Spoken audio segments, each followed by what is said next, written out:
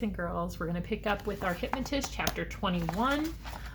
When we just left off, Jax and his friend Tommy were tracking the other hypnotists, and they went out into the dark and saw them in the other guy running for governor's office. See what we find out. Principal Orstein was a man with perpetually smeared glasses, so he always seemed to be peering through a fog. Well, he said, squinting at the scorch marks on Jax's sleeve, I suppose there's no permanent damage. Jax had the grace to look abashed. In the science lab, he had been struck by more blowback. The vision had been so intense he hadn't noticed that his shirt sleeve had caught fire from his Bunsen burner. If it hadn't been for Tommy shaking a little bottle of orange soda and shooting spray like an extinguisher, Jax might have suffered serious burns. It had been going on all weekend too. Yesterday, in the plush waiting room of Dad's Bentley dealership, a pip image had appeared and caught him unawares, and he had kneeled over into the arms of a rapper who had been there spending the proceeds of his last platinum album. The scariest part was that the visions were definitely getting stronger. If they could make him lose his balance or set his clothes on fire, what was next? Would he wander off the sidewalk in front of a speeding taxi? What concerns me isn't so much of the accident itself, the principal went on, but when Mr. Morrison tried to help you, you pushed him away and told him to mind his own business. What happens in his classroom is his business. There was no explaining this one. Sorry. He gazed into the principal's eyes to make sure the principal understood he was sincere. I'm afraid we've gone beyond the level of a mere apology, Jackson. You laid hands on a teacher. According to the school's code of conduct, with that, the principal seemed to lose his train of thought. A pip image appeared, bubbling up in front of Jax. He hypnotized himself by looking at me. Yes, well, the principal murmured drowsily, his eyes still locked on Jax's. You're a good kid. One of our best, really. I think we can give it another chance. That would be great. And suddenly, Jax's relief morphed into anger. At that moment, he understood his father's total rejection of his family background. In a way, Jax felt it even more acutely. Dad had to deal with hypnotists, but at least he'd never been saddled with the gift itself. Just then, Jax wished he'd never heard of the Opuses, or the Sparkses, or Sienta, or the wondrous Ellis Mako. He longed for the days when he thought bent meant crooked. What do you mean, another chance, he blurted. I pushed a teacher. That's as bad as punching him in the face. You can't let me get away with that. You've got to throw the book at me. He wasn't sure what he was trying to accomplish. Getting in trouble at school wasn't going to uncomplicate his life, but he rejected any special treatment courtesy of this unwanted skill he inherited. Agreed, Mr. Orstein exclaimed. I'm suspending you for 2 weeks, and when you come back, I want to see you and your parents in this office. At the mention of Mom and Dad, Jax's will to be punished evaporated. Maybe the second chance is a better way to go. My thoughts exactly, the principal concurred. Jax concentrated on his sneakers to break the link. I'm glad that's settled, Mr. Orstein went on. I'd hate to see any problems with you, one of our best and brightest. Tell me, how are you getting along at Dr. Mako's institute? What's the name? See, the sun is blinding. It's glowing in my window. It wasn't there a second ago. I love the sun. Sienta, Jax supplied. To be honest, it hasn't really turned out like I expected. I don't think I'm going to go anymore. The principal did not approve. You can't rob yourself of the opportunity to work with a man like Dr. Mako. Actually, he's kind of a disappointment too. It was the first time Jax admitted such a thing out loud. Mr. Orstein was appalled. Dr. Ellis Mako has devoted his life to New York City education as an inspiration for every single one of us. Jax labored to keep the sarcasm out of his tone. Yeah, so I've been told. Dr. Mako's circle of associates reads like a who's who. Why, one of the Institute's best friends is Senator Douglas, and now it looks like he may have the Democratic nomination wrapped up, especially after the scandal about Governor Schimberg. Remember, that was the office of the place where they were at the other day, and they got in past the security guard. The principal made a face. It's all the usual political scuttlebug. It happens so often these days that it's hardly worth thinking about. What's important about this is that there's a couple of weeks before the primary, and it'll probably sink Schumberg and put Douglas over the top. A lucky piece of timing for the senator. Jax had a mental picture of Wilson and Deron scurrying down the 45th Street carrying stolen files in the canvas bag. Lucky timing? Luck probably had very little to do with it. Jax went straight from the office to the library, pouncing on a computer to get the latest news. It was true. The governor had issued a permit for a casino in North Carolina in exchange for a large campaign contribution. Schomburg claimed he knew nothing about it, but even if that was true, the damage was already done. The story was all over the internet. CNN and Fox were both screaming about it on their live feeds. The papers were planning a major headline. Even if Governor Schomburg turned out to be innocent, there was no way his name would be cleared by the primary day. Jax could not believe it. Wilson DeVries was a bully and mean-spirited, an obnoxious idiot, but Jax had always assumed he couldn't do much damage beyond the range of the handful of unfortunates that got in his way. Not anymore. Before he knew it, Jax was out of the building and running for the subway. Classes forgotten. Not that he could have concentrated on school if he happened to be there. At the newsstand on the platform, he bought a New York Post, and at the front page blazoned, "Shame on Schomburg," in capital letters 3 inches high. "It's good to see you, Jax," Miss Samuels told him when he got to Santa. "Dr. Macon and I felt terrible about the way you left Saturday." In answer, Jax slammed the Post on the desk. "Yes, I heard," she told him, "an awful story, but it's a real break for Senator Douglas's campaign."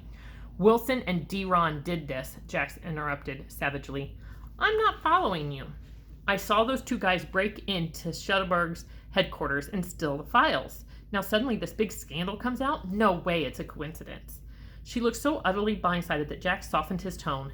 He explained how he picked up Wilson's plan through hypnotic blowback and had staked out the rendezvous point to see what was going on. Ms. Samuels was still bewildered. But why would Wilson and D-Ron do such a thing? "Don't you see? They did it to make points with Dr. Mako because he supports Douglas."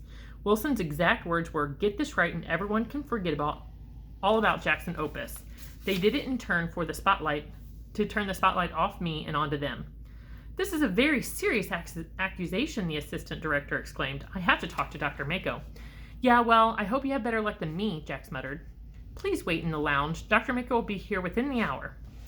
Jackson intended to make a dramatic exit, but the prospect of finally seeing the director changed his mind.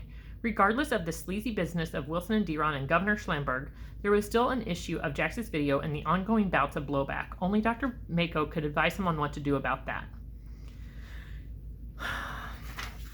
In the lounge, Jax helped himself to a granola bar and sat down on one of the computers to read up on the scandal. The headlines were spiraling out of control. Schomburg schmear and casino kickback Co's candidate. Strangely, there was no story at all about the burglary at Schomburg's headquarters, or even passing mention of a night watchman stuffed in a file drawer. It was possible that the governor and his people were trying to let the story fade. The mystery of a security guard with no recollection of a massive break-in would only give the scandal longer life. The door of the lounge was flung open, and Wilson burst into the room with his customary brashness. He seemed surprised to see Jax at the computer. "How come you're so early, dopus?" Jax glared back. "How come you are?" Wilson brayed a laugh. "I couldn't sit still in school. This is a big day, a humongous day." "Oh, I know." Wilson's eyes narrowed. "What do you know?" "I saw you. Saturday night, you and D-Ron. I know exactly what you did and how you did it." "You're lying," Wilson snorted, but he looked a little less sure of himself. "I know you guys broke into Schomburg's headquarters. I saw you bend that poor guard and steal those files, and give me the credit to put the two and two together and figure out where this big election scandal comes from." "You little..." Wilson stormed over to Jax and stood too close. "Have you been spying on me? How could you possibly know where we were going to be Saturday night?"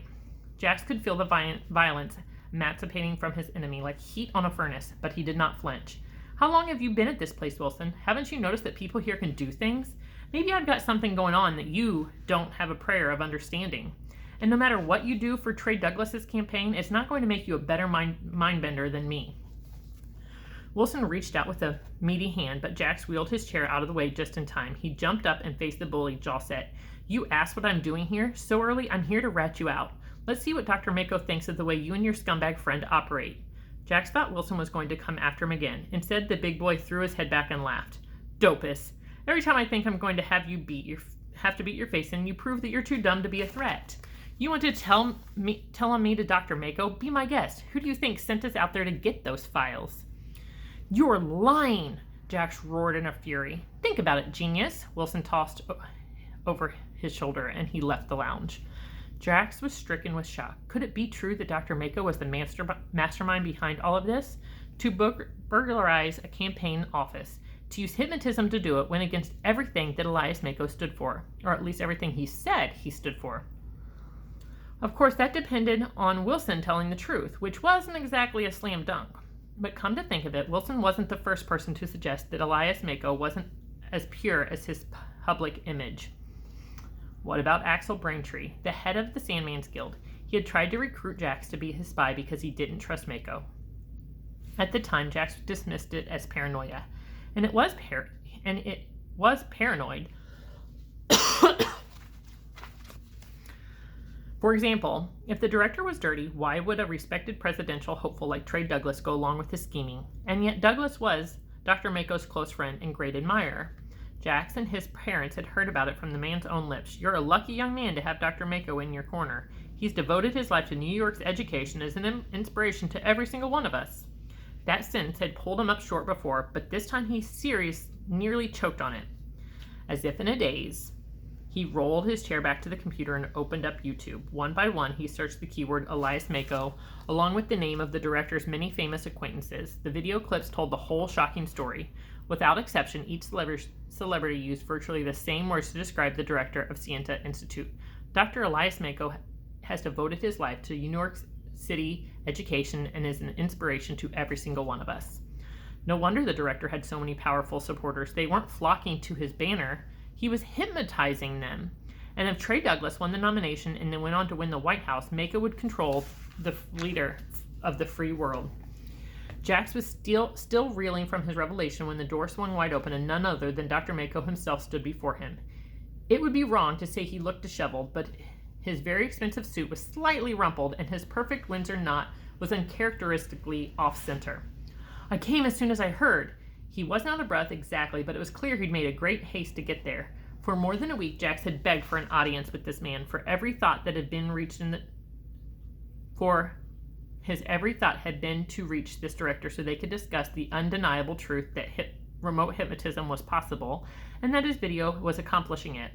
But now, face to face with him, all he could come up with was, I don't have anything to say to you.